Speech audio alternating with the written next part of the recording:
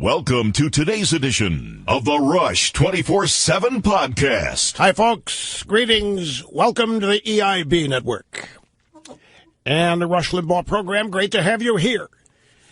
As we kick off yet another week, broadcast excellence, Limbaugh Institute for Advanced Conservative Studies. Telephone number, if you want to be on the program, 800-282-2882. So it was Saturday afternoon, and I was immersed in a project. I did not have the television on, and I was not connected online to anything that was providing me a news feed, and I do not have news alerts that bop into me. I've not set those up because I have weeded out all this harassment from notifications. So I get a text from a friend, says, "Our country is cursed." I said, okay. Wrote back, "Why?" It's just unbelievable. It just seems like the decks are so stacked against us. I said, "What's going on?" was my next text. Then the next is Scalia. I said, with an exclamation. I said, What? So I went to the Drudge Report and I found out what had happened. And my heart sank, like everybody else's did. I mean, just total unprepared for shock and sadness and panic. And you probably can fill in all the remaining emotional blanks that I flashed through immediately. And I must admit that it didn't take very long before I began to ponder exactly how this was going to play out politically. And then I got scared. And so that began the entire thought process, the remembrances, the times that I had met Justice Scalia, and all of the first time I ever talked to Justice Scalia was on the phone at the office of my television program. And it had to be 1992 or 1993. And at the time, I had been noted for saying that if I had not been born with my own brain, that I would have liked to have had Justice Scalia's brain. And I had said it enough times that I guess he heard about it because he was on the other end of the phone call that came in. And he was calling to say hi and actually was requesting an autographed photo for somebody at his church. I forget who it was. And we had a laughter-filled conversation about my request, my wish that if I didn't have my own brain, I would get his. And it didn't last more than 5 minutes. But it was in the first 4 years of this program, and this is really heady stuff. I mean, here I'm talking to a justice on the United States Supreme Court who is near the top in everybody's assessment, reputation, and so forth. And I'm pinching myself like I've done so often and so many times during the course of my career. And it was some years later that I actually had the chance to meet Justice Scalia. He was in Missouri. He was on one of his recess speaking tours, and he happened to be scheduled to make an address. I think it was in St. Louis, and I think he did something at the University in Cape Girardeau, my hometown, or something brought him to Cape Girardeau. It might have been a speaking address or something to do after he had after he'd left St. Louis, go to Cape Girardeau. My cousin Steve told me that they were hosting a little dinner party for Scalia and the people traveling with him. It was the middle of the week, and asked me if I'd like to come in. So I said, sure. So Catherine and I dropped the plane, and we flew in. And we ended up giving Justice Scalia and it was Leonard Leo was with him, ride back to Washington at the end of the evening on our way home. And I think over the course of the program here, I've shared with you some details of that conversation, but I've never identified who it was. For example, one of the things that came up in that conversation, I'm sorry, I was selfish. I took the opportunity of this occasion to just try to learn as much as I could about the court from Justice Scalia. And, of course, I had peppered Justice Thomas with similar questions as I got to know him. And the one thing that I recall, and I've mentioned this to you, and I've never forgotten it, and I never will, I was under, I guess, some misunderstandings, misconceptions about how the court works. I was under the belief that the justices debated cases as they came in. I knew the procedure. They agree to take a case, to hear a case, and at some point they go into the chambers and they vote. And for some reason, I assumed there's always debating, horse trading, maybe not horse trading, but debating. I always had the impression that there was persuasion that went on in there, case after case after case. Maybe not every case, but that justices feel passionately about cases, many of them that come before them. And I thought maybe if the passion was such that they would actually try to persuade other justices to agree in verbal debate. And Justice Scalia looked at me with a sort of a mild incredulity on his face. They're not going to change their mind. They're not going to change their mind. And he meant the liberal justices. They're not going to change their mind. He's acting like it was not a silly question, but something he hadn't even, because we're going to change their mind. No, we don't do that. That doesn't happen. We go and vote. We write our opinions. There may be some changing of minds along the way, but no. Are you kidding? Change their minds? I mean, he made it abundantly clear to me that we were dealing with hardcore ideologues, that there was no changing anybody's mind on anything. Now, he wasn't referring to all justices. I know some of you, what about Justice Kennedy? We've heard. Look, I don't know any more than what I'm telling you. He didn't mention any names, and even if he had, I wouldn't repeat those here. But it was a lesson in how the court operates. I also was able to detect and learn what Justice Scalia read to stay informed, and he put it this way, he was exactly what you would expect or hope him to be. If you didn't know him, you only knew him by reputation, and you had questions about him, questions for him. If you had a chance to have those questions answered, he would be exactly what you would hope he would be.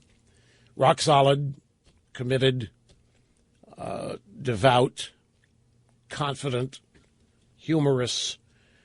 You've all heard the stories about how he got along with all the justices on the court socially.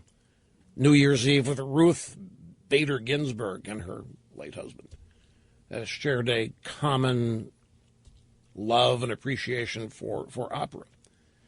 And I was aware of the conviviality that went on. So I was shocked that there was no attempt at persuasion that went on. And I don't know how many people to this day still think that there is, but I can only tell you what he told me. Now, there might be many of you out there who are court watchers who think that what I'm telling you here is not correct, that of course there's debate. I can only tell you what he told me. But the thing that stuck with me was, I'm not going to change their mind. They're not going to change their mind. He made it clear that it was pointless to try. And I interpreted that as a correct and proper understanding of just who those people are. They have not arrived at where they are as the result of debate. They are committed ideologues, which takes me to this whole subject of Scalia's replacement. I think this is being way, way, way overanalyzed. I think this is way, way, way over-commentaried or commentated about. Let me just tell you what's going to try to be happening here, what the left is going to try to do. And it's not, this is not even arguable. This is not up for debate. Barack Obama is going to try by whatever means necessary to get the most committed leftist on this court as soon as he can.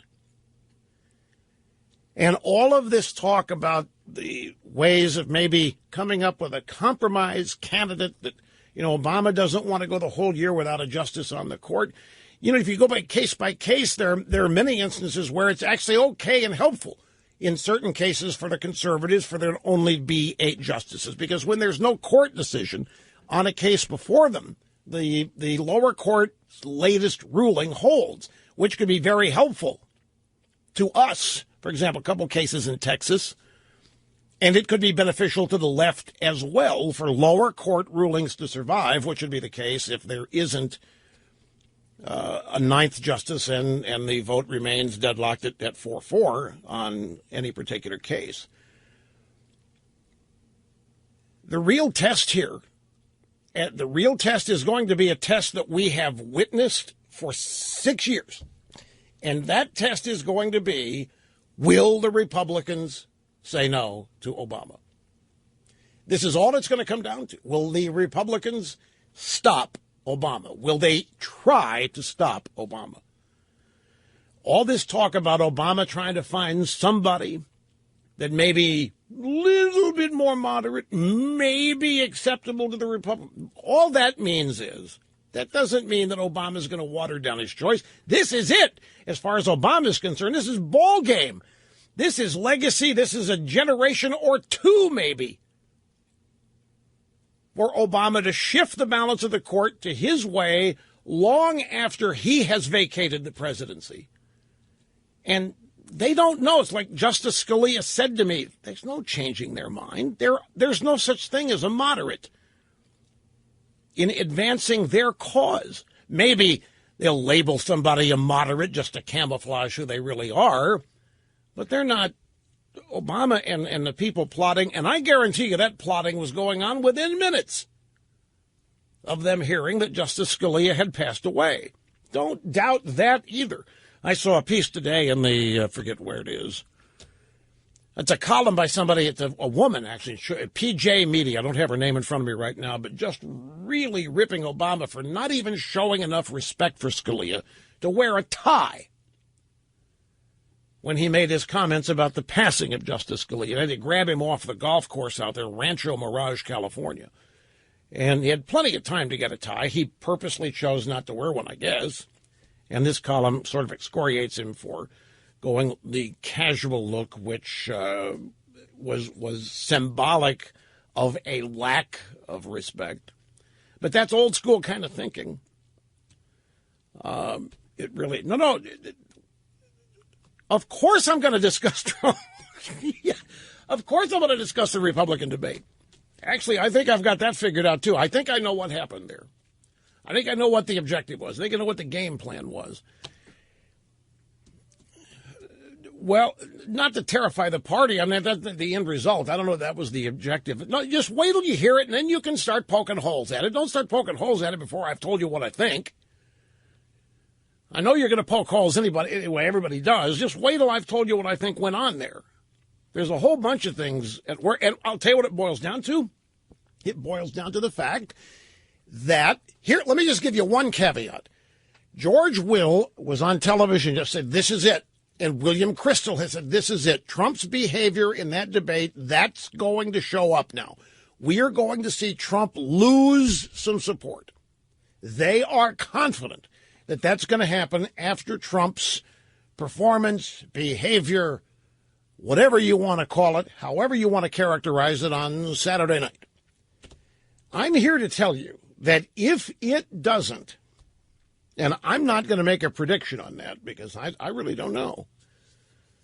I can tell you that in any case, anybody else, any other time in American history, they'd be finished. That would be the end of it. No matter what the establishment wanted, the supporters would abandon. But I don't know that that's going to happen this time. And if it doesn't, it is just going to add about 10 exclamation points to how ticked off people are at the people running this country, which I still don't think they understand inside the Beltway. I still don't think they get it. I think they understand there's some anger out there, but I think they think it's fleeting and temporary and irrational and will eventually die out and go away. I don't think it's taken seriously. I know full well the establishment of both parties is not going to respond to it.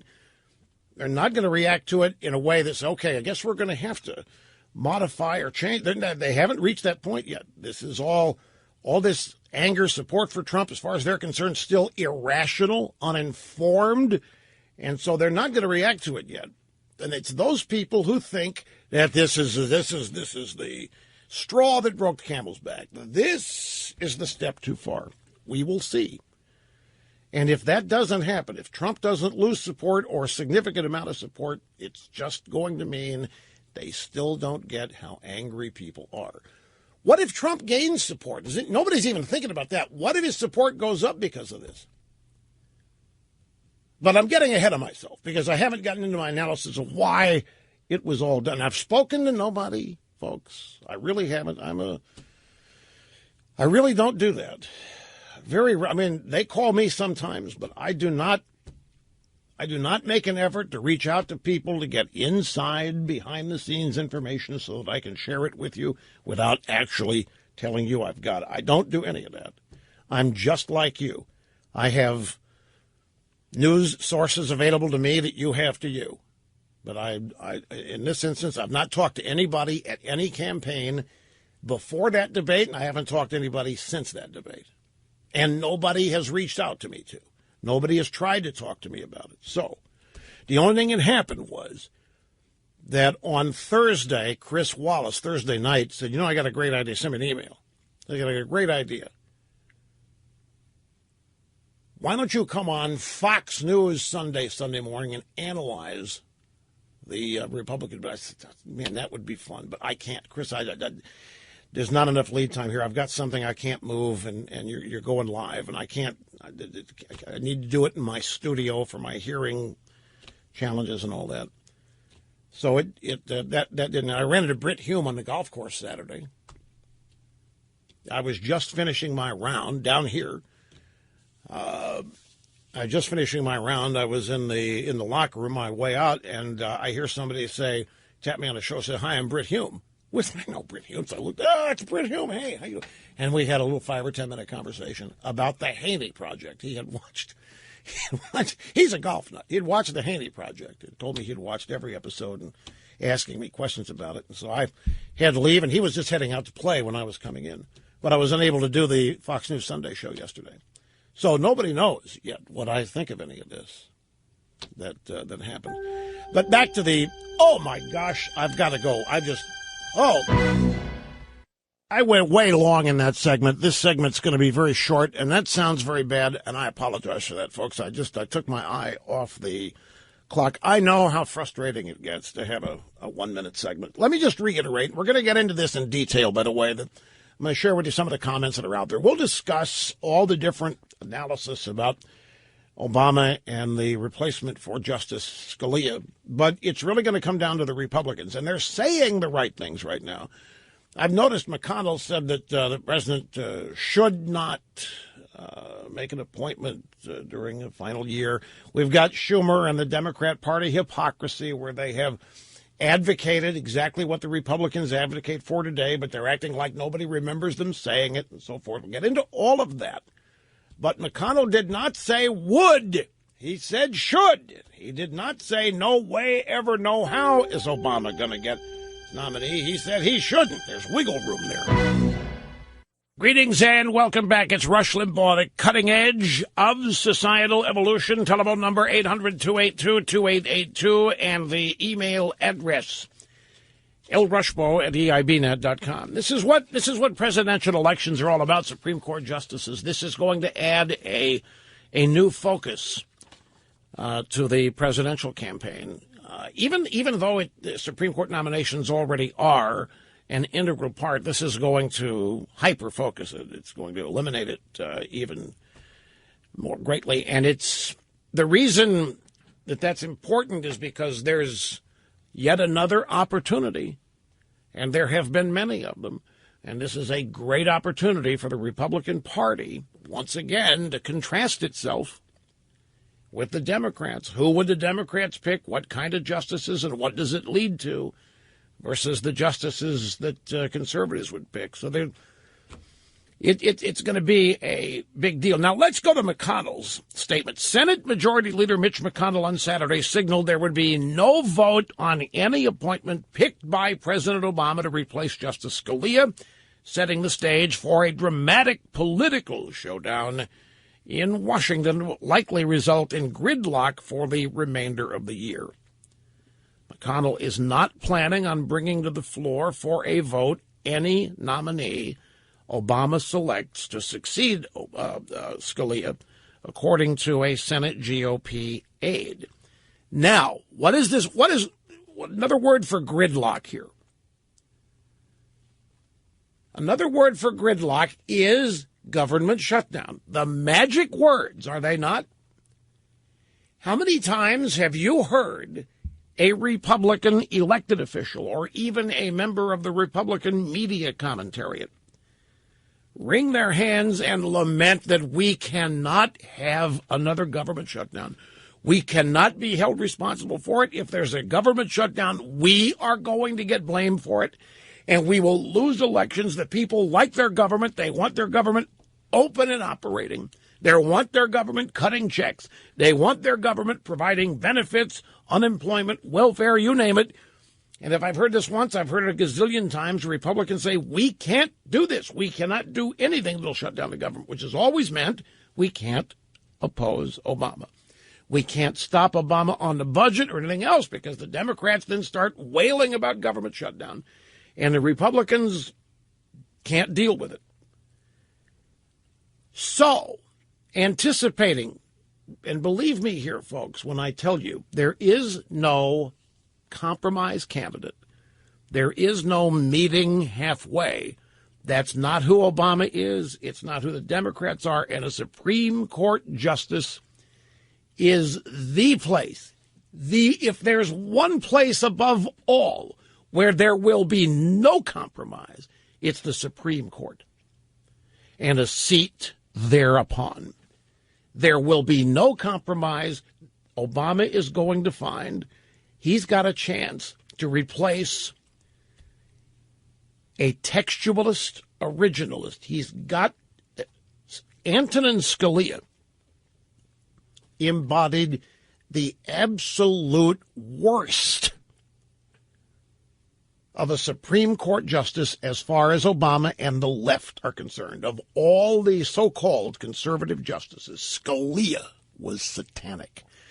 Because Scalia was formidable. Scalia could not be defeated intellectually. Scalia could not be trumped in any way, shape, manner, or form, other than by votes. But nobody would out-analyze him. Nobody would outsmart him, because he believed in things the left doesn't. They don't believe in the original intent and finding it. They don't believe in looking at the text of the Constitution and combining that with original intent. It's kind of a mistake to say that Scalia was a strict constructionist. He was not. He was a textualist. And here's the difference, as he explained it. He said a strict constructionist would look at the First Amendment and say it only applied to the written word, because at the time the Constitution was written, that's all there was. There wasn't telephone. There wasn't radio or TV. There was nothing on the air. All there was spoken and written. And if you interpret the Constitution in a strict constructionist, as it was constructed with original intent, then you'd have to say that there is no free speech unless something's written. And he said that's not at all what they meant, and you have to be able to interpret the text, the textual content, and so forth. So he considered himself to be originalist and a textualist, his word. And you have to understand what they meant. And the only way you can understand what they meant was to study them, the founders, who wrote it. And what they meant with the First Amendment was that government would not stand in the way of anything anybody said, anywhere, anytime, anyhow. Except, the fire in a crowded theater. But as a philosophical and legal matter, it did not mean only what was written or only what was said, because their view was far more inclusive than that. It was a philosophical. Free speech in a constitutional republic is fundamental. There can be no abridgment of it, period. So the point is here that as far as Obama and everybody else on the left is concerned, Scalia was the absolute worst thing they had to deal with. The fact that Scalia is now gone, to replace Scalia with a moderate, with somebody that might go either way, just to satisfy, just to get a justice on the court, no way. They're going to take, Obama's going to do whatever he has to, using any trick he's got, and he's going to be guided by his years of experience with the Republicans pretty much laying down. He's going to go for as powerful a leftist justice as he can get. This is it. This is where you overturn the Second Amendment, folks. This is where you use the government to get rid of the parts of the Constitution holding you back. This is it. They're not going to compromise on this just to get the court back to capacity of 9. And that's all anybody needs to know here. You can overanalyze this from now until this is all done. But that's going to be Obama's objective going in. And the Republicans' objective had better be to stop it. And the Republicans had better realize they are fully within their constitutional rights and powers to stop it. There's nothing in Article 2 that says the president is guaranteed to get his confirmation. There is nothing in there that says the Senate must fill the court up to 9. They can leave it at 8 if they want to. Congress defines the courts. It's there in the Constitution. There's nothing. Now, the left and their voters don't look at this like that at all. This is way, way above them. To them, it's simply a matter of fairness and equality. And the rules say there are 9, and the president gets to put on who he wants, and anybody stands in the way needs to be destroyed, and the president gets what he wants. And anybody that doesn't let the president have what he wants is in violation of something, and they're going to be targeted to be destroyed or what have you. This, I guarantee, they're salivating. Everywhere you can find, in the deep, dark crevices or wherever they hang out, they're salivating at the opportunity they've got here. And they are not going to squander it. And if Obama thinks that he can get what he wants by simply threatening a government shutdown, what if Obama and the Democrats threaten to shut down the government? Already, the news stories are referring to this will likely result in gridlock. The debate over the next nominee and the confirmation fight will likely result in gridlock for the remainder of the year. That's akin to a government shutdown.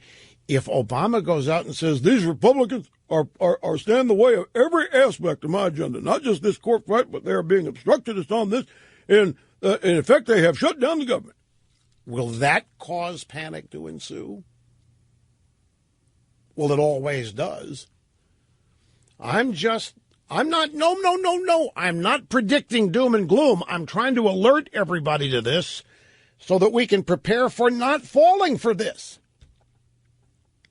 Don't fall for government shutdown, GOP.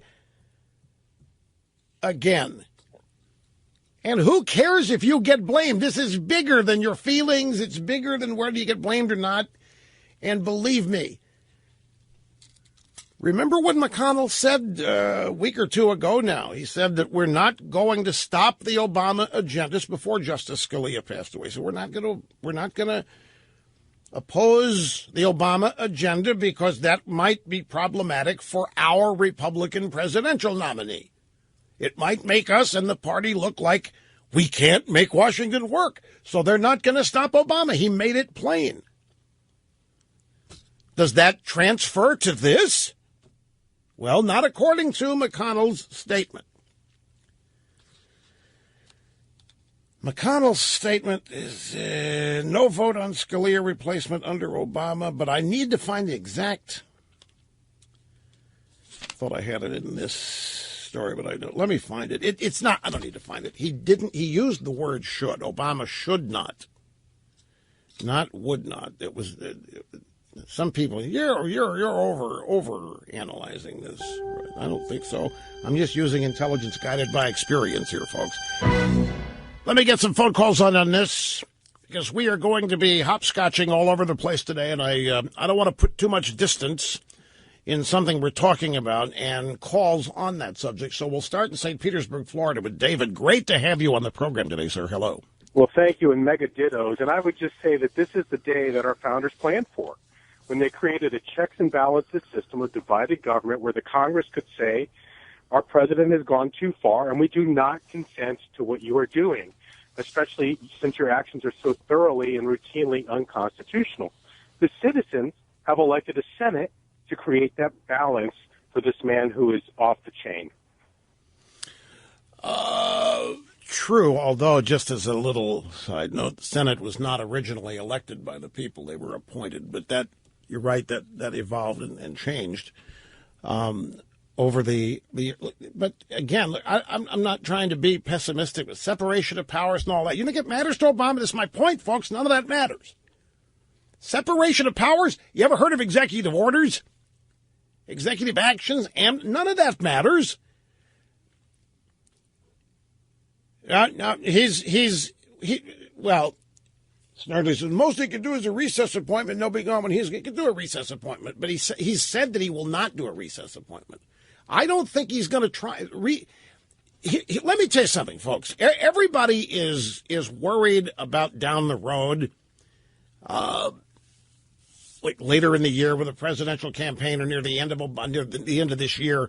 And the recess appointment. That's not the worry. The worry is right now, folks. I'm telling you, the concern is right now. That's what I'm worried about. I'm not concerned what happens with a recess appointment down the road. Can't put this off. Can't think that this is going to be automatically backstopped successfully. I'm worried about what they're plotting right now. And all of these, look, I've got the stories like everybody else has got. For example, right here, Obama filibustered Justice Alito, voted against Roberts. We've got the audio soundbite of Senator Chuck Schumer and the story where he himself, back in 2007, said that George Bush should not have the right to nominate justices to the court in the last year of his presidential term. And people are saying, see, they're hypocrites. They're hypocrites. Has that ever stopped them? Has that charge, the successful charge of hypocrisy, ever changed one Democrat vote?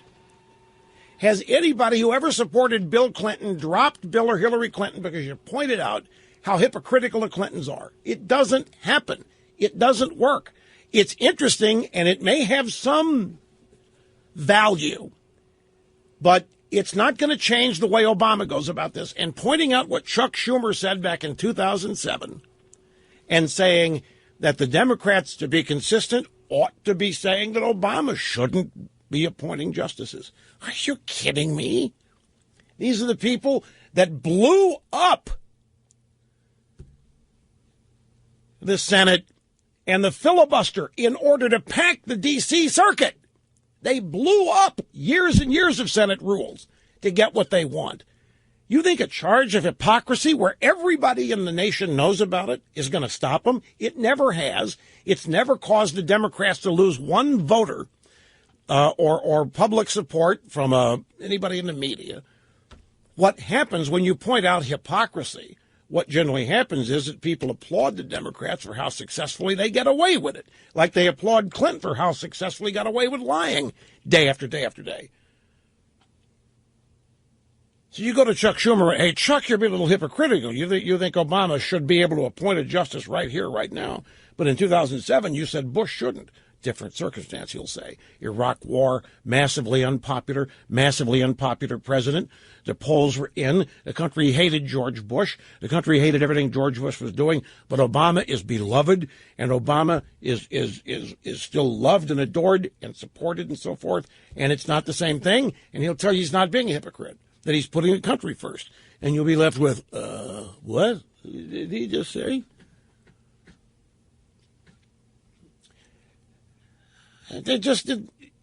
That's what he's going to do. That's what they'll all do. They're not going to let hypocrisy trap them. You can point it out all day long. It's not going to be of any value whatsoever in this fight. Pointing out Democrat hypocrisy never had. Republicans get hoisted on their own petard with it.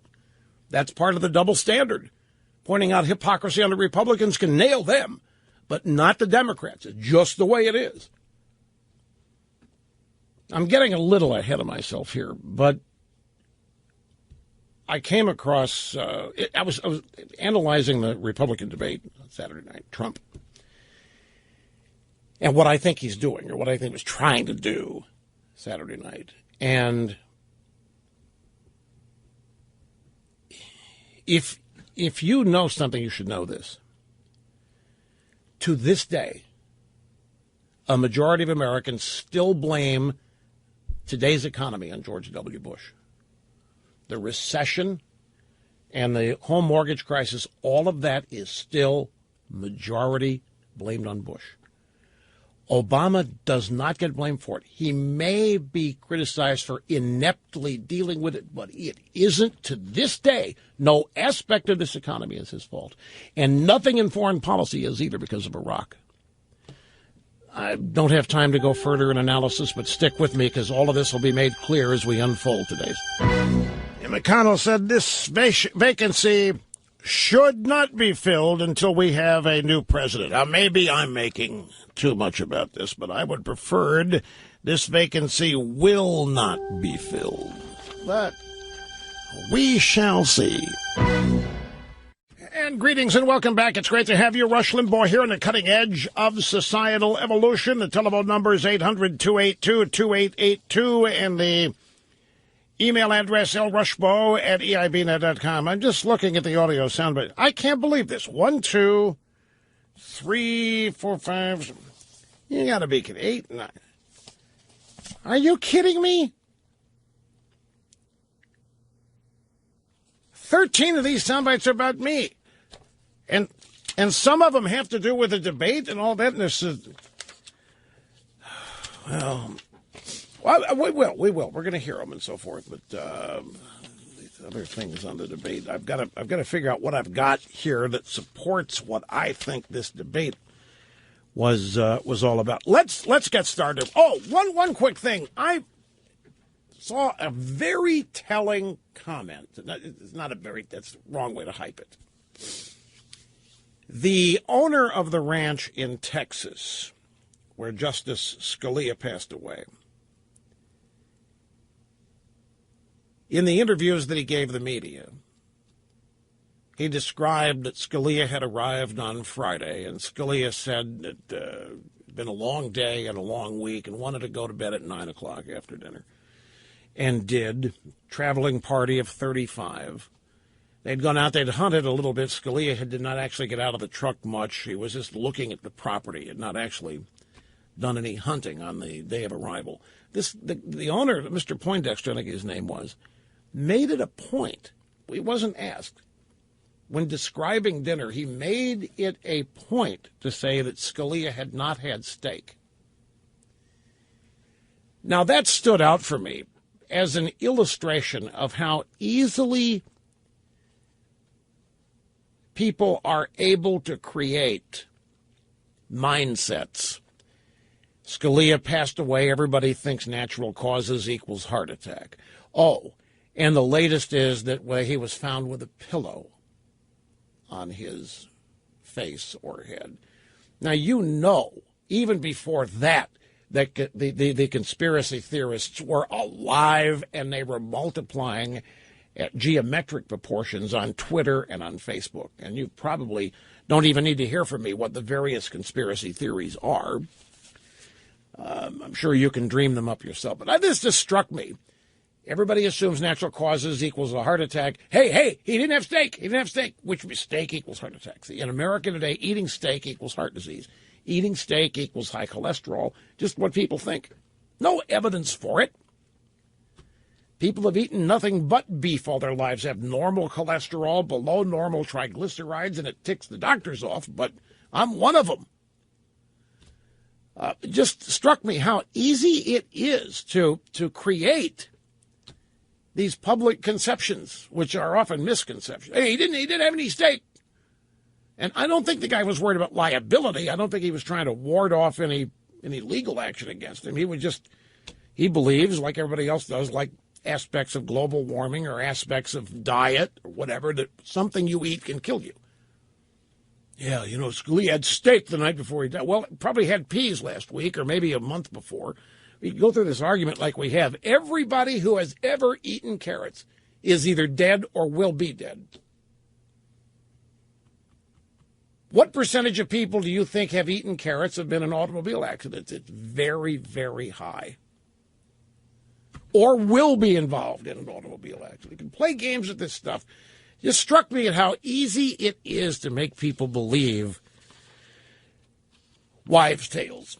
So on the Scalia thing, as far as the replacement battle, I want to keep my powder dry and hold back and wait and follow this, because I don't think, just if you're just joining us and just to close the loop here, I don't think there's going to be any serious attempt by Obama to come up with a compromise candidate. Now, he'll say he's doing that. I'm not saying none of this won't be said. I'm saying that he's not going to seriously put somebody up for this seat that is not Saul Alinsky Jr. wearing some disguise. That's what it's going to be. It's too big an opportunity. It isn't going to be somebody Obama's not sure of. It isn't going to be somebody that Obama only likes half of or 75% of. That's not the way they operate. They get all or nothing, and they keep coming back until they get it. But a Supreme Court nomination is it for life. You get one chance at it. You don't appoint somebody that's half of what you want or 60% of what you want and say, I'll get the rest on the next appointment. And here's another thing. Litmus tests. All these people say, no, both parties. No, I will not, in selecting a nominee, I will not ask him what he's going to do issue by issue. The hell they won't. Every potential nominee, one way or the other, Obama may not do it. J. Christian Adams has explained how all this happens. For example, he told us in an interview to Limbaugh Letter, I asked him, how does Obama let Eric Holder know what he wants? It'd be too obvious to bring Holder up there and have a conversation. All this stuff gets logged. Well, theoretically it does. And he laid out the procedure for the way these things happen. But he also made the point that there's not much Obama needs to tell Holder. That's the point. There wasn't much he needed to tell Lois Lerner. You put people in there who don't need a memo.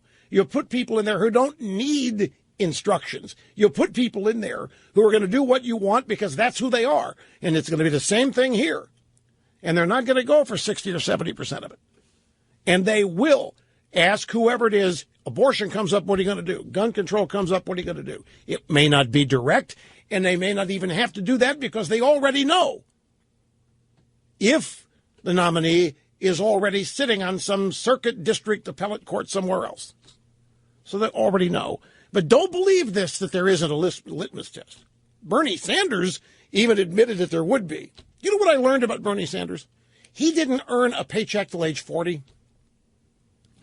Bernie Sanders is actually a bum.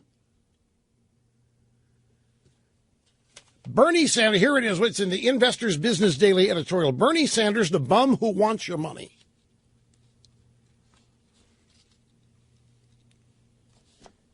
Democrat presidential hopeful Bernie Sanders said Monday his parents would never have thought their son would end up in the Senate and running for president. No kidding. He was a ne'er-do-well into his late 30s.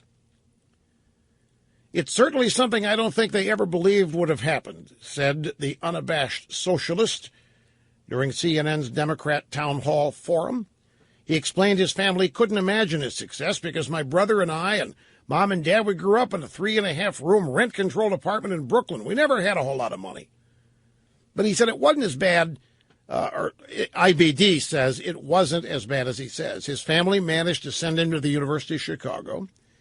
Despite a prestigious degree, however, Sanders failed to earn a living even as an adult. It took him 40 years to collect his first steady paycheck, and it was a government paycheck.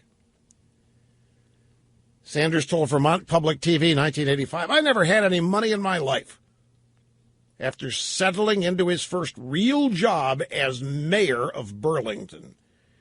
Sanders spent most of his life as an angry radical and agitator who never accomplished much of anything. And yet now he thinks he deserves the power to run your life and your finances. He said, we will raise taxes on Monday. He said, yes, we will. One of his first jobs, Bernie Sanders, one of his first jobs was registering people for food stamps. He took his first bride to live in a maple sugar shack with a dirt floor, and she soon left him. Penniless. He went on unemployment. From sort of a dirt floor shack to unemployment. Then he had a child out of wedlock. Desperate, he tried carpentry, but could barely stink a nail. He was a horrible carpenter, said a friend to Politico magazine. His carpentry was not going to support him, and it didn't. Then he tried his hand freelance writing for leftist rags, writing about masturbation and rape and other crudities for $50 a story. He drove around in a rusted-out, Bondo-covered VW Bug with no working windshield wipers. Friends said he was always poor, and his electricity was turned off a lot. They described him as a slob who kept a messy apartment, and this is what his friends are saying about him. The only thing he was good at was talking, non-stop, about socialism and how the rich were ripping everybody off. The whole quality of life in America is based on greed, they remember him saying. I believe in the redistribution of wealth of this nation. He finally wormed his way into the Senate 2006, where he still ranks as one of the poorest members of Congress, save for a municipal pension. Sanders lists no assets. Save for a municipal pension, Bernie Sanders lists no assets in his name. All the assets provided in his financial disclosure form are his second wife's.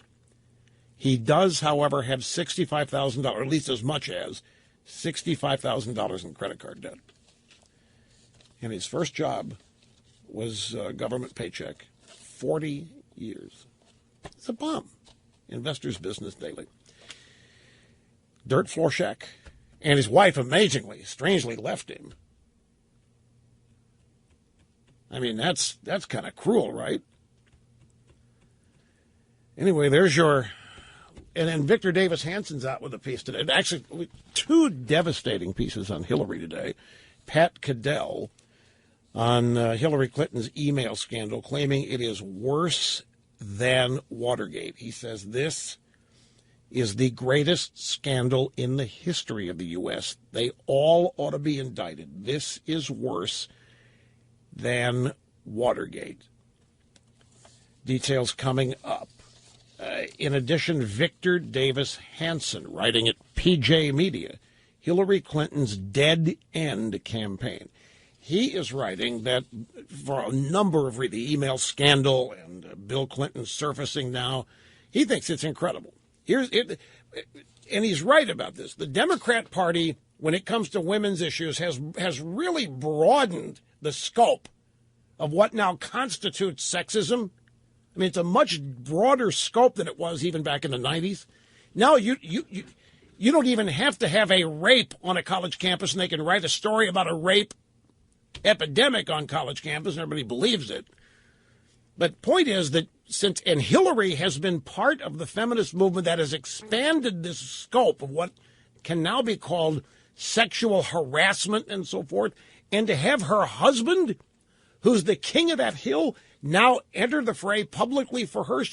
Hanson thinks that there's no way she gets this.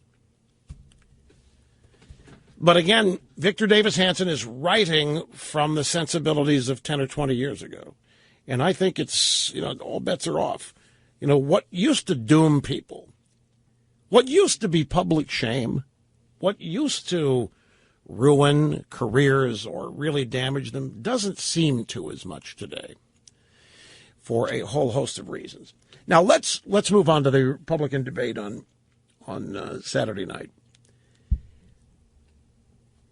Let me cut to the chase and tell you, and again, I've talked to nobody. Nobody's called me. I haven't called anybody. I don't ever call anybody. I don't reach out. I don't try to get to know people on campaign staffs and ask them questions. I don't want to be spun. So I may hear from them now and then. It isn't very often. So my point is that what I'm about to tell you is the result of conversation with nobody, or more properly said, is the result of no conversation with anybody. If you look at South Carolina, it is an open primary, meaning Democrats can vote. We took advantage of this, Operation Chaos, the Democrat side back in 2008.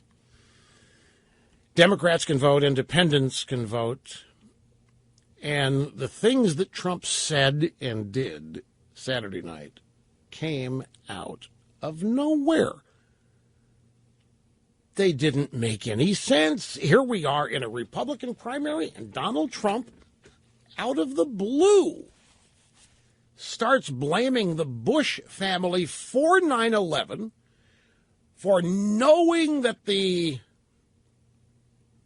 intelligence was made up, that there never were any weapons of mass destruction, and they knew it, Trump said. I mean, Michael Moore doesn't even say that. That the World Trade Center came down when George W. Bush was president, so don't anybody tell me Trump said he kept us safe. He jumped all over the Bush family and the Iraq War and claimed that he was on record way, way back as always being opposed to the Iraq War, that it was going to muddy up the Middle East and cause a quagmire. Nobody can find any record of Trump having opposed the Iraq War in 2008. And they asked him in 2001, 2002, they asked him about that. And he said, well, I wasn't a politician then, so the things I was saying weren't getting noted like they would be had I been a politician. But I said it. On the stage at a Republican debate, Donald Trump defended Planned Parenthood.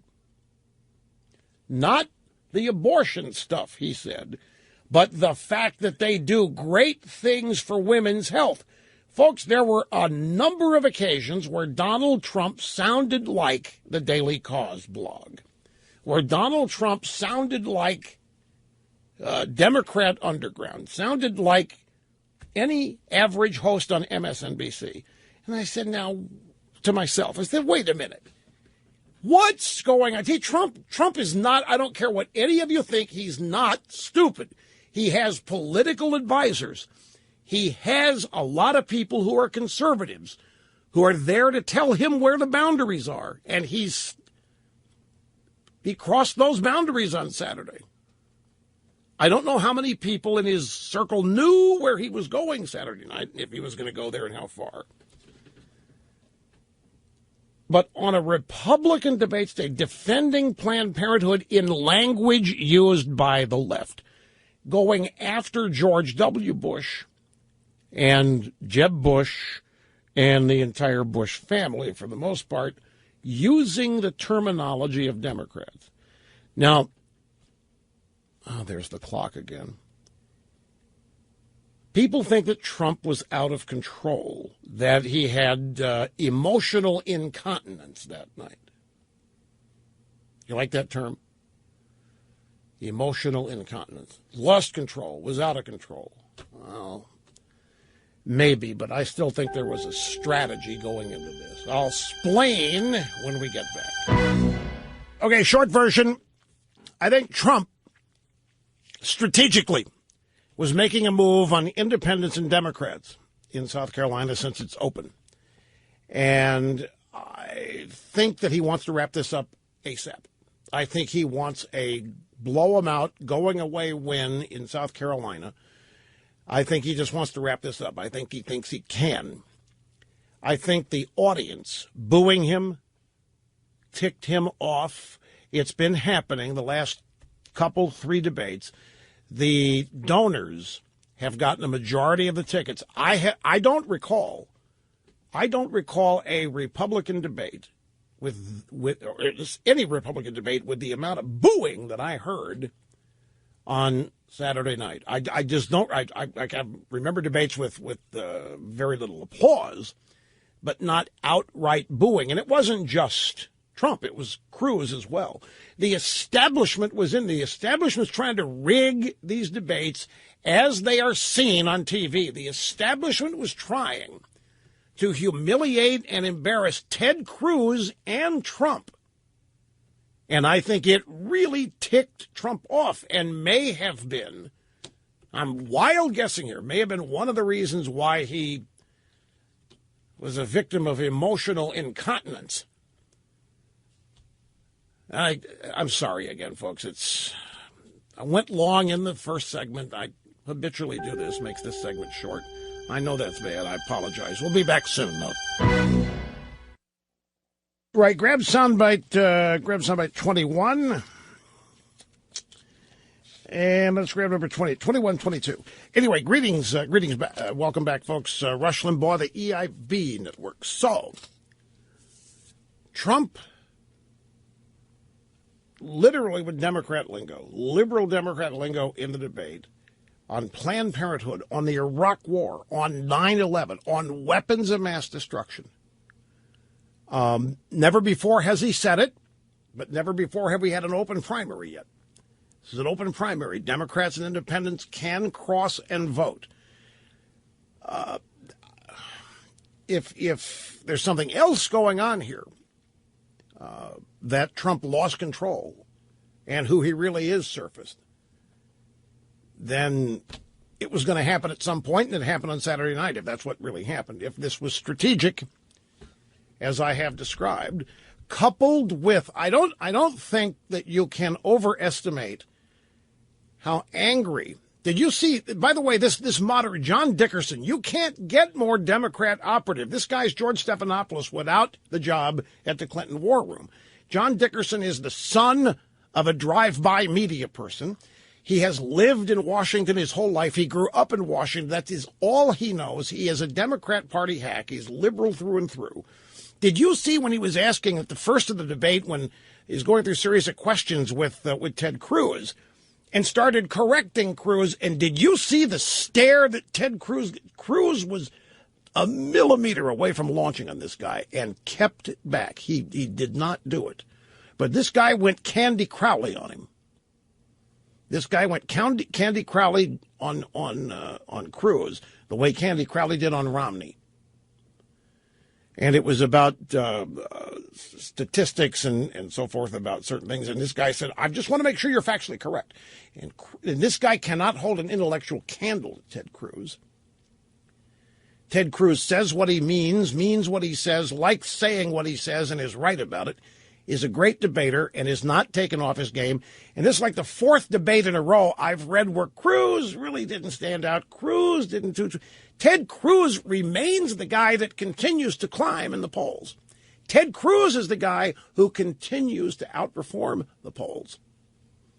Ted Cruz is the guy lurking around out there while everybody else is watching the fireworks in other places.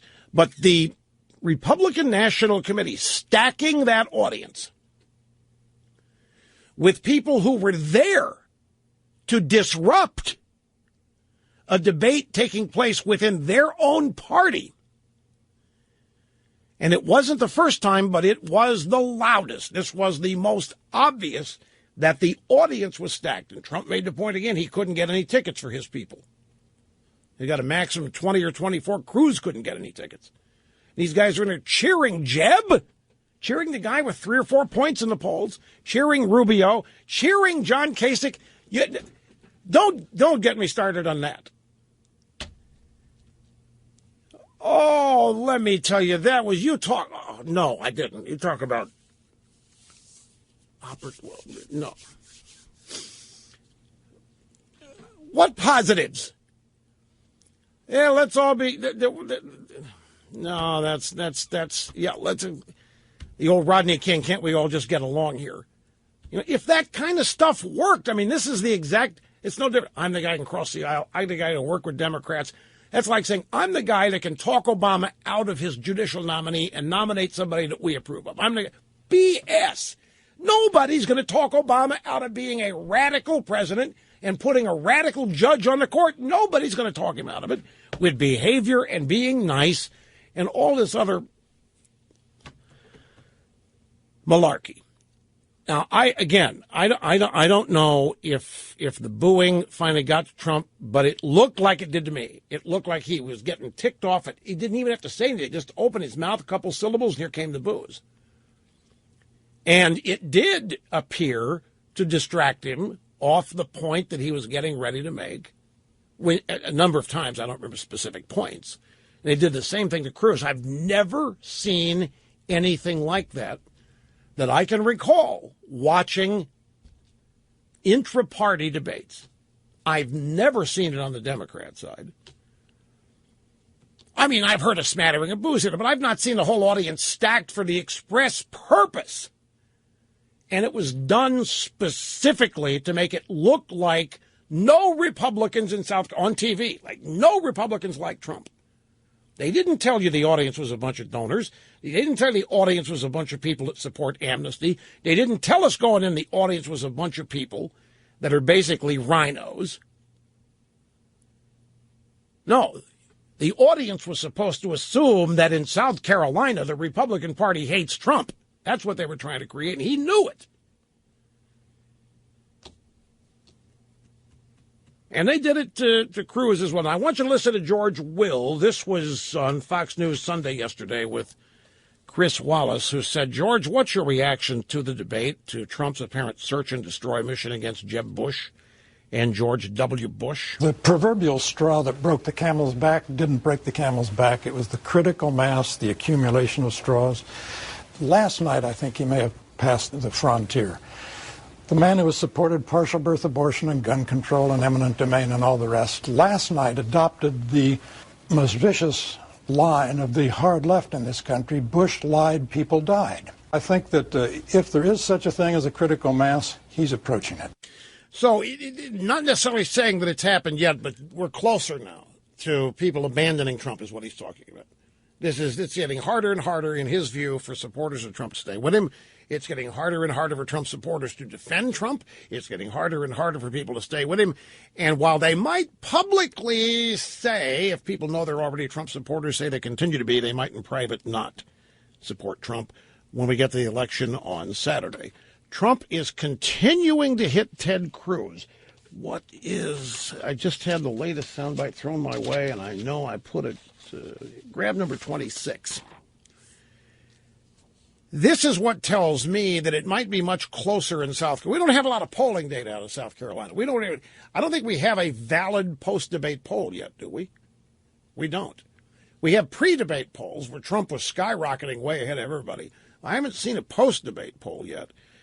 Trump's in Mount Pleasant, South Carolina this afternoon, and this is among the things he said about Ted Cruz. He is a liar. He apologized to Carson after the event. What good does it do? Carson said, yeah, but I lost all those votes. And he apologized to him after the event. Should have apologized to me also, because frankly, they would have won, but it doesn't matter. But he apologized. He said, I'd like to apologize to you, Ben. The election's over. Now, what they should do, if Iowa had any guts, the people from the Republican Party, which they don't, they should disqualify him from winning Iowa. I really mean it. Because what he did was a fraud. All right. Now, this is clearly an exaggeration of what, not only what happened there, but it's also an exaggeration of the impact on Ben Carson. I mean, Ben Carson is not a factor at this point. And I imagine people like Rand Paul are looking at the debate Saturday night and asking themselves, why is Ben Carson still on that stage? And I bet Carly Fiorina is, well, why is Ben Carson still on that stage? Because we got bumped off about the same time Ben's reached his status. But going after Trump still on the Iowa business, some people say that means that Trump's internal polling shows that Cruz is gaining ground. Well, here's what we're going to find out, folks. One of two things. Well, there are three things that are going to happen. One of three. On Saturday, the South Carolina primary happens, and one of the three things is that Trump's going to win it, according to the polling data, which means he's going to be in the mid-30s. He's going to win it handily and with no doubt. The second thing that could happen is that Trump could, which has been the pattern throughout this entire campaign, expand his lead after this Saturday debate. This is by no means the first time that Donald Trump has been off the reservation in this campaign. By no means. Now, this is new ground off the reservation he went to. I mean, he went to liberal Democratville. But in terms of saying shockingly outrageous things, this is by no means the first. And each time that he's done that, he has gained popularity. So that's the second part. The third possibility is that he loses ground in this debate and ends up with a smaller percentage of the vote in the South Carolina primary. And we won't know, of course, which of these three scenarios happen to be true until the votes are counted. But let's take them one by one. If Trump gains support,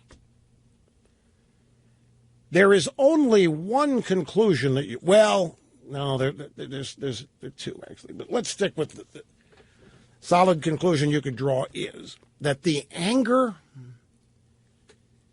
at the Washington establishment is even greater than we know. And we already know it's intense.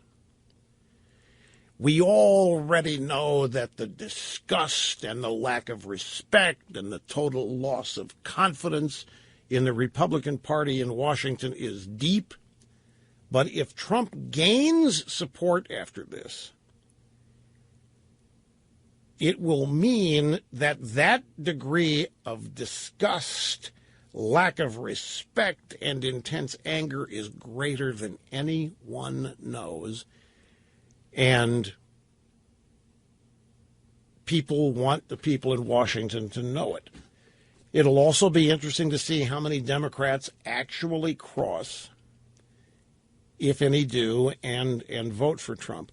There's actually another thing, an offshoot. If Trump gains ground here, and even if he doesn't, but let's say if he does, if he even holds steady or gains ground, do you realize how this turns upside down the electoral map?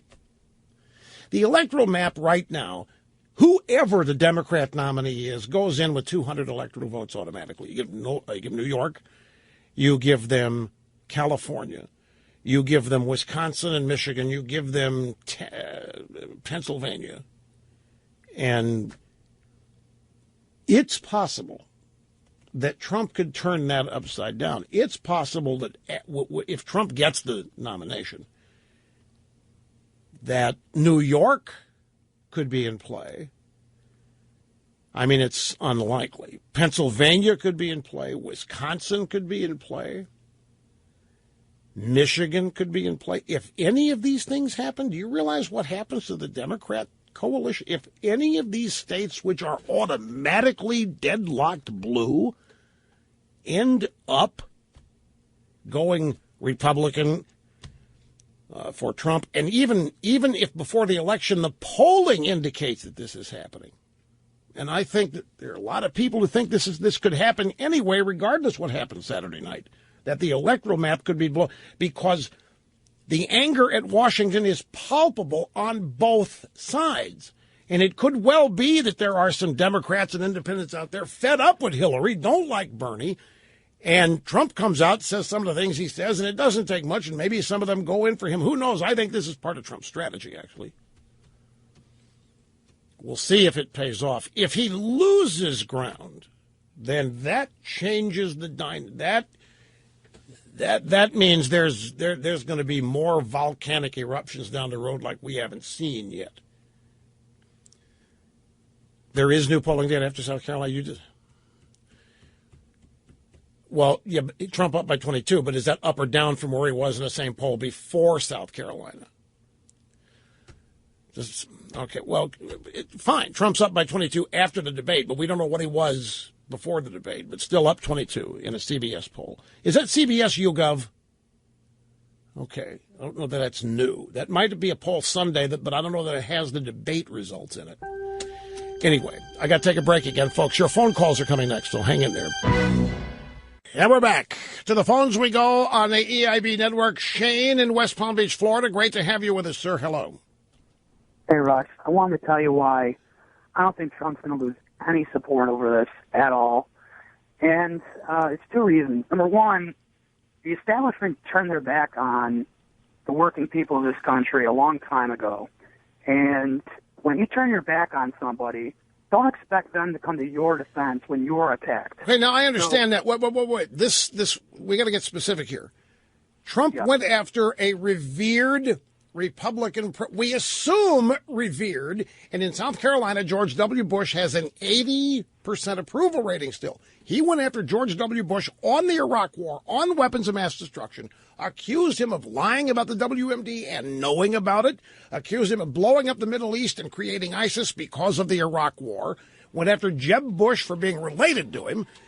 That's different than going after the establishment for amnesty or whatever. Do you think going after is Bush not that revered by people? No, Bush is not that revered by people, and here's why. He had control of the Senate, he had control of the House, he had control of the presidency, and he didn't do a damn thing to secure that border. I don't think that a lot of people who had their communities invaded by illegal aliens feel that Bush kept them safe. I mean, this notion that Bush kept us safe, he didn't secure the border, so he didn't keep us safe from, people coming into our country from the Middle East. And, look, I don't think it's so much what Trump said, it's who he said it to. And you could say the same thing about John McCain. John McCain, war hero, right? He's revered as a war hero.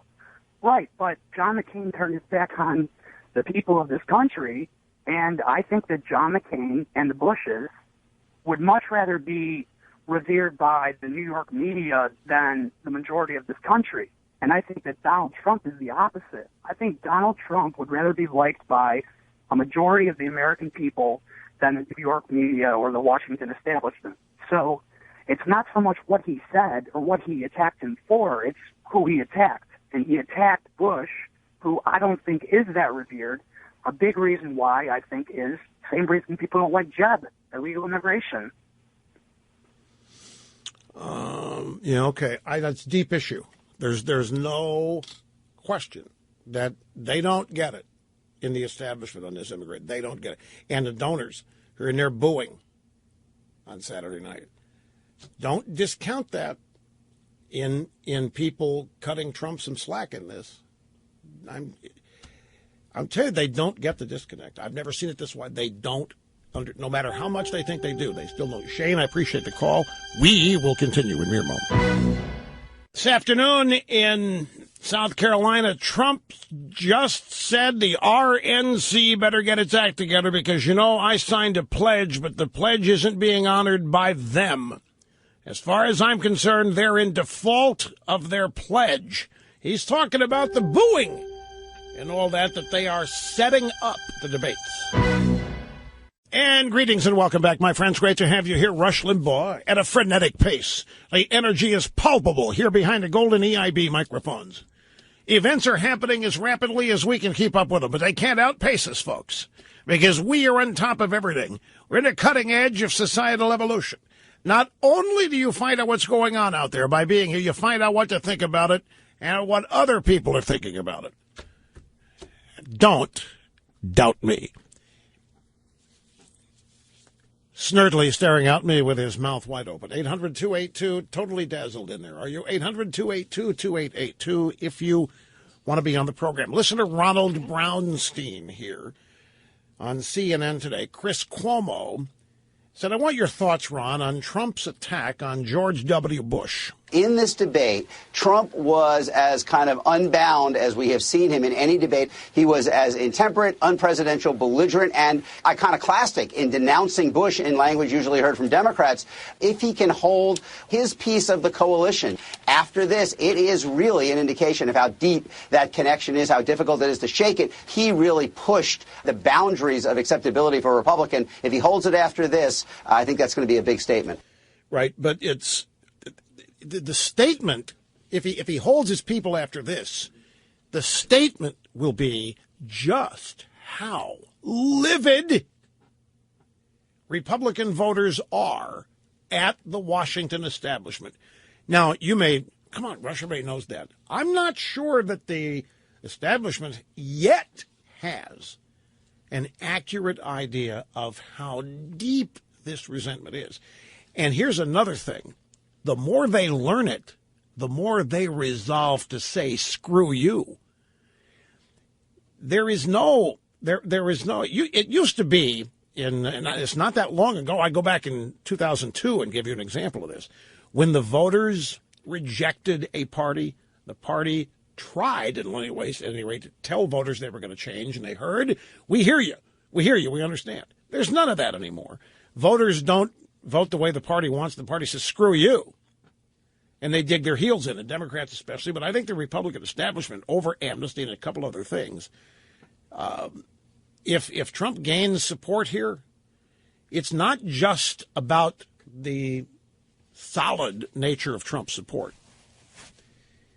And I'm not trying to diminish that, but it's also about just how angry people are at Washington, and Trump is the best vessel to display that of all the other Republicans running. Cruz a close second.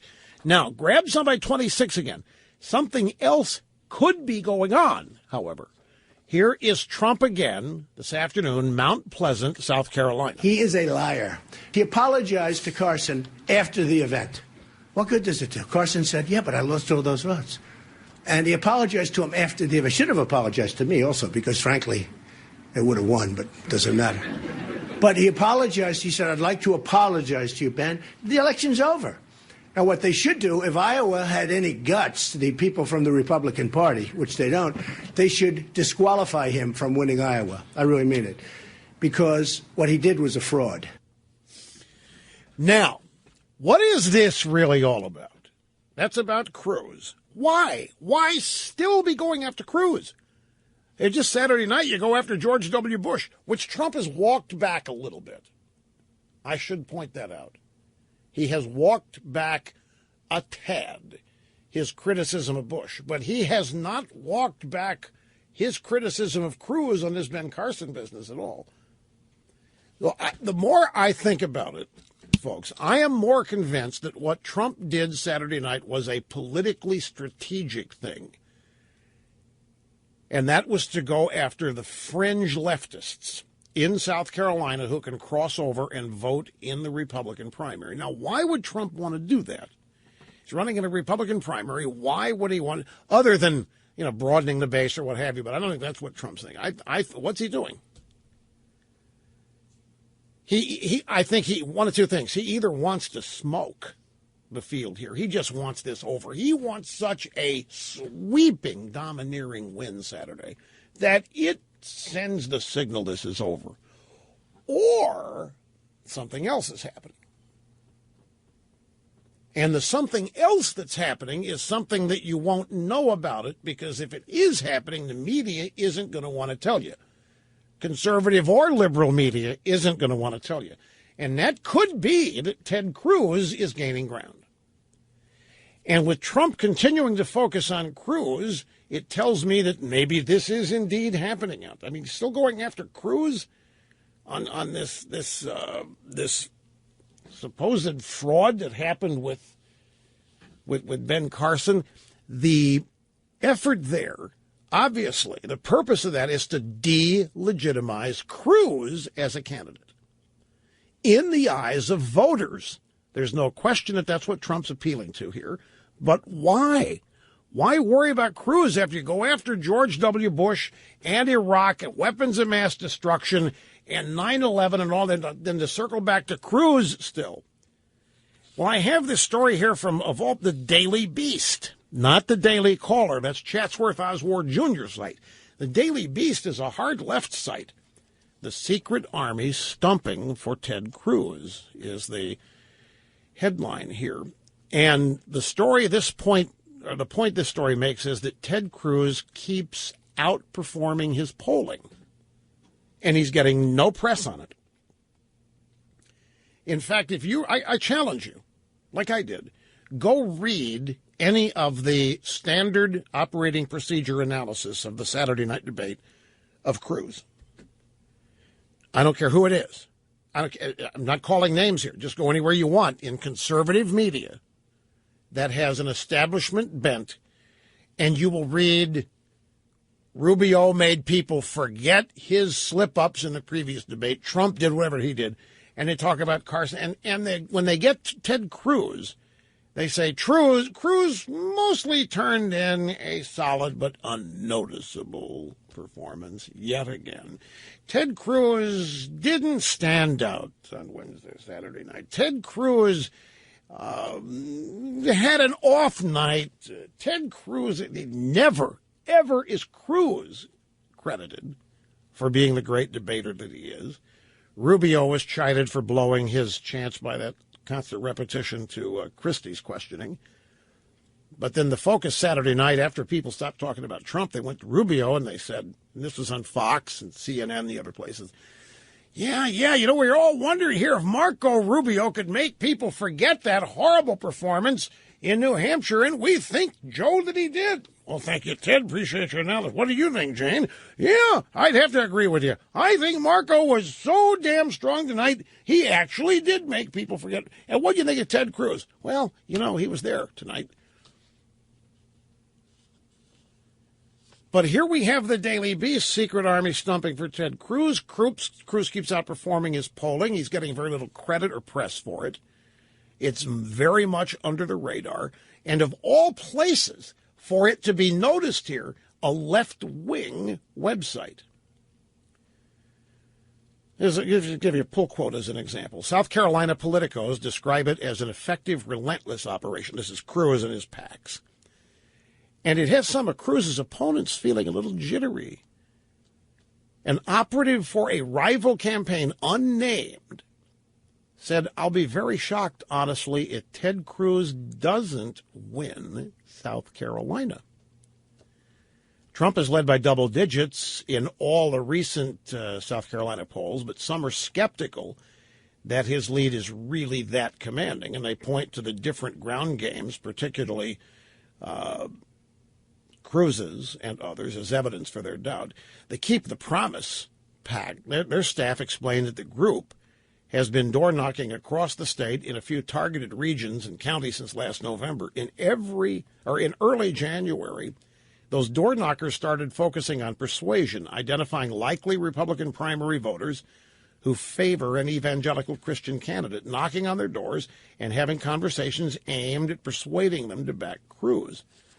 Another pull quote, Matt Moore, the chairman of South Carolina Republican Party, said the PAC may have an even farther reach than the campaign proper, since Keep the Promise, the PAC supporting Cruz, is the first and only long-term, large-scale super PAC canvassing operation in the state. No other candidate has one like this. Then he added, Matt Moore did, chairman South Carolina Republican Party, that Keep the Promise is the only super PAC he knows of that has any sort of ground game in South Carolina. Paul Lindsay, a representative for Rise to Right, said his PAC also has a professional canvassing operation. It recently moved down from New Hampshire, but it hasn't made nearly the splash with locals that Cruz has had. And the Keep the Promises team, Cruz's, is pretty confident that their ground game tops that of Trump. Trump's team has sent RVs of volunteers around the upstate door knocking, but those efforts are more about marketing than anything else. And then there is internal polling out there from the Bush campaign and others, which shows that Cruz is slowly, steadily closing in. So here is a possible scenario to explain what happened Saturday night. And by the way, don't underestimate the political infrastructure Trump has in his inner circle. He has a lot of professional, experienced political operatives, consultants, and advisors. It's not a shoot-from-the-hip operation per se. By that I mean there are strategic political objectives that are formed and executed. And it could well be that the reason Trump made his appeal to the left wing, the Democrats in South Carolina, with his approach on Saturday night, is because he knows that the South Carolina Republican base is so evangelical, so oriented to somebody like Cruz, that he may not think that he can win a majority of that base.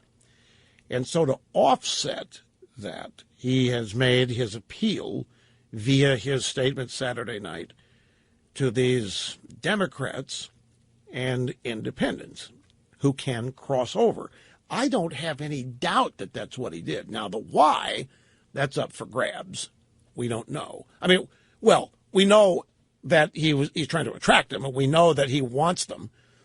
Is it because his own internal polling shows that he's not doing all that well with Republican conservatives in South Carolina, or is it that he is and just wants to smoke the field and be done with this and move on into the SEC primaries with it all a formality? Could it be that he just he's tired of seeing Jeb Bush on the stage and wants him gone? Could it be, this was somebody else's theory, and I don't think this is right, but this will show you what some people think of Trump. Some people think that he went, telling me they think that he went after Bush simply because Bush is showing up today to campaign for Jeb, and that offends Trump. Okay, I got a guy coming in here that's going to be ripping me. I got a guy coming in here, this is Saturday night, Trump's frame of mind. I got a guy showing up, ex-president, to support this lackey. I got a guy, his brother, coming in because this guy can't handle it himself. Jeb can't get above 5 points on his own, so he's got to bring in a big brother. Well, hell with that. If Bush is coming in here and not supporting me, I'm going to make him pay for it. That's what some people have told me. This is the way Trump's mind works. If you're not supporting him, if you're coming in to try to get him, he's going to preempt you, head you off at the pass, and Butch Cassidy and Sundance will kid you. And have everybody go, who are those guys? And just keep coming. It's Trump. So there's all kinds of theories that are all over the board, but there's no question in my mind now that he did not lose control. Wrong way to say it. There's no question in my mind that he meant to say what he said. Maybe he didn't mean to say it as he said it, the emotional incontinence. But he intended to do it. There's no question he made a play for crossovers. He's got a hardcore bunch of supporters. There's no doubt it's the biggest group of hardcore supporters any candidate has out there. But in South Carolina, it may not be enough. We just won't know, folks. The thing that George Will and others think that, okay, this may be critical mass, not the straw that broke the back, critical mass. This may be the one time too much where Trump has gone off, this time on a revered Republican, and this is going to cause Trump supporters to waver. I don't think that's the case. And if I'm right, and if they don't waver, if Trump doesn't lose anything because of this, it's going to be, well, the explanation is it's a testament to how deep the rage is toward the Republican establishment. So we shall see as the week progresses, but it's clear that Trump is targeting Cruz. It's clear that some people are noticing that Cruz, in every one of these things, is outperforming his polling numbers, even winning Iowa. It's clear that nobody's reporting this or talking about it. It's happening totally under the radar. And the reason nobody's reporting it is because they don't want to see it. Remember, the establishment may hate Cruz more than they hate Trump. Even after Saturday night, their hatred for Cruz is institutional. Their hatred for Trump is situational. Big difference. Be right back. Don't go away. Back to the phones we go to Oldsmar, Florida. This is Ann. It's great to have you on the EIB network. Hi. Hi, Bush. Thank you very much for taking my call. You bet. It's great to have you with us. Are you still there? I am. Yeah, I know. Welcome. You're on the air. It's your big showbiz break. Good. Thank you. I have two comments regarding the appointment of the judge. First of all, I don't believe that our senators, and particularly our candidates, need to announce to everybody that they are going to filibuster. I think that's a closed hand. They should do what they know is right, but not advertise it. Right now, why ire the voters? We have the high ground in this election. Let's keep it. Their response should be that they are going to do the right thing for the country, period. My other comment is I do believe that senators ought to take and postpone their winter recess, and they are the stewards of this country, and they need to stay in Washington to make sure that there are no more executive orders until the White House keys are turned over. Well, wait, no, just a second. That two things. I know you're also headed down the line here on recess appointments. You can keep the Senate in session with the dog catcher in there. There's any number of procedural ways to keep the Senate in session without keeping everybody in town. And the Democrats have done it. Dingy Harry has shown in every which way possible how to bend, break, and shape the rules. Now, the Republicans didn't do anything to stop him when he did it. There's no doubt that Dingy Harry will call McConnell on whatever maneuvers he tries to make. As to executive orders, that's not going to stop Obama. As long as the Senate can't agree to anything, he can say, well, you know what? There's nothing going on there. And I told my voters, if they don't do it, I'm going to do it. I'm going to do it.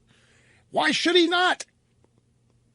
He has been promised that his agenda will not be opposed this year. Don't tell me you have forgotten that. Why, that was just a mere 3 weeks ago. Mitch McConnell, weighing in on the presidential campaign, said it would not be wise to oppose or obstruct the president's agenda this year, because that might reflect poorly on the Republican presidential campaign and portray us as obstructionists and so forth when the voters want us to work with the Democrats, when the voters want us to make Washington work. You better hope and pray, folks, that that does not become operative on this Supreme Court choice. You can sit there and shake your head, snort, and say, no way it would. But you realize, what does experience tell us? What has been happening the past 6 years? And you're going to say that, well, but a Supreme Court nomination is a different thing, Rush. They'll pull their pants up on this one, Rush, and they'll hang it. Well, we'll hope. We hope. It would be one of the few times. Anyway, and thank you. El Mucho. I got them. They're coming up. Okay, Trump called a press conference a few minutes ago. The press conference is underway. And he is basically reiterating his debate points from Saturday night. He is just tearing into Ted Cruz. Ted Cruz is the biggest liar Trump's ever known. He's not qualified to be president. Ted Cruz is a fraud. He may not even be legitimately an American because he was born in Canada. He just really laid it on. He is now back on the Middle East. We shouldn't be taking people from Syria. He's doing his greatest hits. He hit Bush on Iraq yet again. He's basically restating what were the controversial statements of the performance on Saturday night in the debate with the additional Ted Cruz stuff.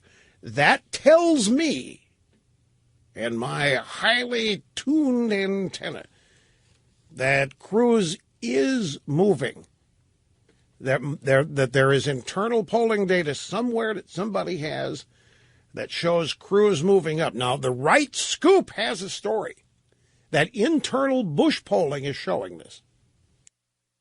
Just so you know, I'm not making it up I don't make anything up, but I mean, I'm just speculating here. The Right Scoop has a story that internal Bush polling is showing Cruz making a serious move in South Carolina, serious move. And apparently Trump and his team believe it because this was an all-out hit job just now on Cruz. I'm sure Cookie is rolling, and hopefully we'll have some sound bites of this before the program ends. It's been going on, actually, before I knew it was a press conference. We could have gypped some of it. I thought it was a taped interview. But it's actually the presser. He's in Hanahan, South Carolina. And he's reliving his Middle East and how he prognosticated that. He talked about bin Laden being a bad guy, that we should have killed bin Laden. Oh, that's not, he blamed Bush for not killing bin Laden. That's Clinton, folks, and Rubio got that right. Now, Bush has arrived in South Carolina, and he's signing books and making appearances for Jeb, which no doubt, I know I'm right about this, this doesn't sit right with Trump. And so there are all kinds of explanations for this that are political. My point to you is Trump is not insane. And John Podhoretz wrote a column on Sunday in the New York Post saying that Trump was out of control. And I know it looked like it, but I don't think Trump's out of control. I think it's strategic. I think the booing that he received from people he thought were a stacked deck, Jeb donors and Rubio donors, might have caused him to get angrier than he intended to be. And I know you could be saying, well, hey, Russia, you got to get used to that. I mean, presidents have to be able to control their temperament. You know what I would say to that? I'm telling you, his supporters want more of this. His supporters are dying to say to the establishment what Trump is saying to them. Do not doubt me on this. They've got 7 years of being ticked off, and maybe even more than that, but 7 years of no pushback on Obama. When our people think that Obama's destroying this country, destroying the future for their kids and grandkids, and they can't get the Republican Party's ear on this. The Republican Party will not hear them. The Republican Party will not react that way. The Republican Party doesn't act like it has anything to defend. And these people are frustrated beyond their ability to express it. Their anger is palpable and it's real. And that's why Trump is not, I don't think, in serious danger of losing his supporters. I don't know how to say it any differently than I have. I think this intense, it's a combination of emotions too. It's anger, it's fear, it's rage over what Obama and the Democrats have been doing to this country with no pushback. And Trump has become the vessel for that outrage. I mean, I could sit here and say to you that Ted Cruz would be just as legitimate a candidate to support. Trump and Cruz are pretty equal on the establishment hates Cruz more than they hate Trump, and that should tell you something. They genuinely fear what Cruz is going to do in terms of rewinding and stop the transformation and doing things the establishment doesn't want to do.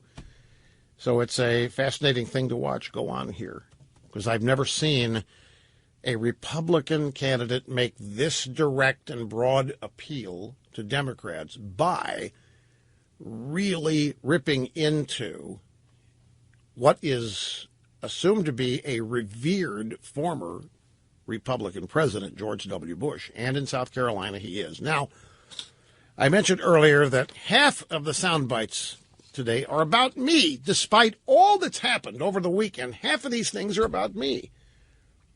And you know me, folks, I never want to make this show about me. Snerdley keeps saying, where are the sound bites on you? I'll give you an example of what's here. We will start audio soundbite number 1. We're going to skip, by the way, Mike, we're going to skip 4 and 5. Here is Fareed Zakaria GPS. Fareed Zakaria Global Positioning Satellite. On his Fareed's Take commentary on Fareed Zakaria GPS, Sunday morning on CNN. The charge that President Obama is attempting to change America fundamentally is a staple of right-wing talk shows. Rush Limbaugh and others routinely assert that Obama's policies are intentionally designed to transform America and dull its distinctive edge. This rhetoric does raise an important question. What makes America exceptional? Now wait, here's the second part of it. America is a nation created on the basis of diversity, of race, religion, it's not. national No, it's origin. not. And there are efforts to change America. No, there are not. plans for religious and ethnic tests, to bar immigrants and even visitors, and also to track immigrants and visitors when they are in the U.S. There have been calls to deport people, even American citizens. There are proposals to monitor houses of worship. These ideas would fundamentally change America, tearing at its founding DNA. Who is proposing these changes? Last time I checked, it was not Barack Obama. As Fareed Zakaria GPS is in a tank for Obama. Now, this is absurd. This is totally absurd. Who in the world? Obama has said he wants to transform America. And here comes Fareed Zakaria GPS to deny that it's happening. It's fundamentally a staple of right-wing talk shows. Rush Limbaugh routinely asserts Obama's policies are intentionally designed to transform. He said so, Fareed. He has said so. Can there be any doubt? All you got to do is look at what he's doing. And then the pièce de résistance. America is a nation created on the basis of diversity of race, religion, national origin. The hell it is. It's a nation created uniquely on the basis of individual liberty and freedom. It's not based on diversity. It's not based on quotas. It wasn't put together based on the color of people's skin. It wasn't put together on the basis of their sexual orientation. It wasn't assembled and put together on the basis of their gender. None of that. This is classic example of these clowns and their pollution and corruption of the Constitution as a living, breathing document. America is a nation created on the basis of diversity of race, religion, national origin, and there are efforts to change America plans. Religious freedom is being blown to smithereens in the name of socialism and liberalism. That's not how this country was created. Now, I can blame Fareed Zakaria for not knowing it. He's not from here. He's on a global positioning satellite. But this is just dead wrong. And to come along here and try to save Obama by discrediting me and I guess alternatively Rubio, this is classic, folks. This is exactly how this country is being corrupted and bastardized, is to say that it was put together. It's crazy, wacko, leftist liberals that look at the world this way. America was colorblind. America was, well, the intention was colorblind. The whole slavery thing is a black mark. There's no question, can't erase it. But it was our own Constitution which established the basis for eliminating it. And we became the first country in the history of the world to abolish it. But no credit's given. As far as these clowns are concerned, we're still in slavery.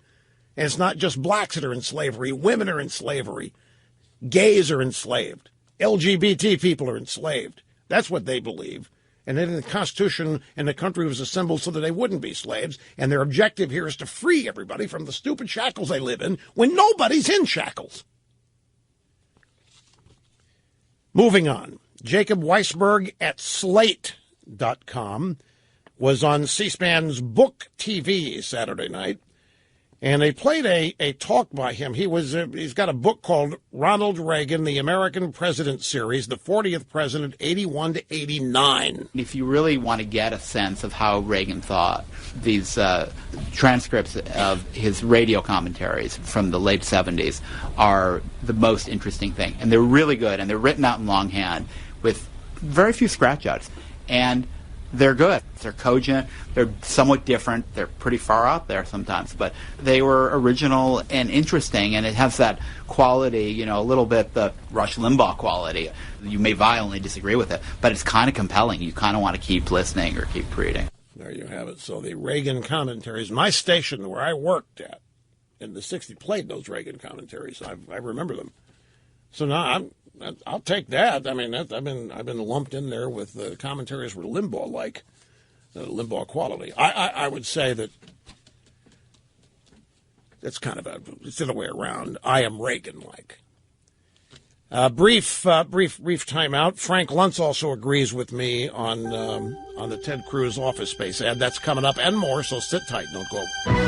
Yeah, and here it is in even more detail. An internal poll for the Jeb Bush campaign supporting the super PAC Right to Rise shows that Trump is in first place, 26%, and Cruz is at 24%. So margin of error, Cruz has moved into a tie with Trump in South Carolina. That's an internal poll of the Bush campaign. It's reported at redstate.com. It's reported at therightscoop.com. And so this would explain a lot of what happened on Saturday night and what happened today. And we will have the Trump sound bites from the presser, from his press conference tomorrow. Here, this will give you a flavor. We have one bite from the Trump press conference this afternoon in Hanahan, South Carolina, talking about Ted Cruz. He just comes out and boom, boom, boom, absolute lies. Now, he'll apologize, but I don't want an apology after the election. If he doesn't, I'm going to bring a lawsuit because, in my opinion, based on what I've learned over the last 2-3 days from very top lawyers, he doesn't even have the right to serve as president or even run as president. So we will bring a lawsuit if he doesn't straighten his act out. He's a lying guy, a really lying guy. Some people misrepresent. This guy's just a plain out liar. So that was a prime focus of Trump's presser today. He focused on other items as well. And just to repeat, internal Bush polling has Trump at 26 and Cruz at 24 in South Carolina. Have a wonderful rest of the day. We'll be back here tomorrow.